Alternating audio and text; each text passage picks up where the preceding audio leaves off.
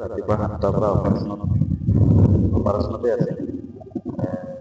আমি 4টা অপাৰেশ্যন আৰম্ভ কৰিছোঁ। প্ৰথমতে চাৰ্চ কৰিলোঁ কোন জেগাত আমি থকাৰ সম্ভাৱনা আছে। চালোঁ কিন্তু কোনো ধৰণৰ ফ্ল' নোপোৱাত আমি আকৌ পানী তললৈ গ'লোঁ। বহুত ঠাণ্ডা পানী। তিনিজন একেলগে ড্ৰনিং কৰি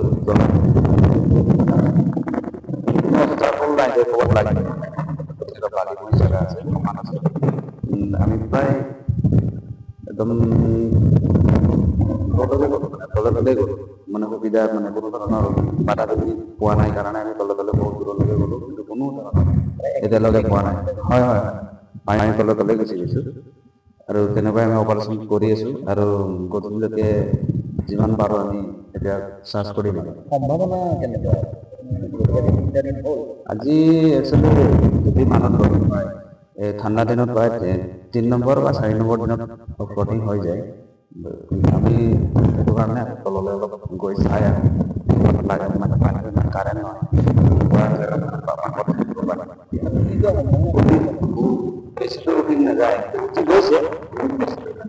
যদি আছে। আজি কিমানৰ পৰা অপাৰেশ্যন?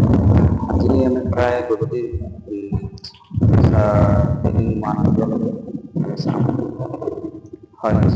কিমানজনীয়া দল আছে? আজি আমি 4টা নাওঁ আৰু 10জনীয়া দল আহিছে।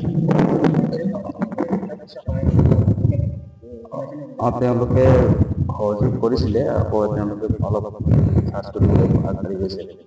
আপোনালোকে ক'লৈ চাইছে? শুৱালকুছি মানে শৰাইঘাটৰ পাৰলৈকে গৈছোঁ, তাৰপিছত আকৌ ৰিটাৰ্ণ আহিছোঁ।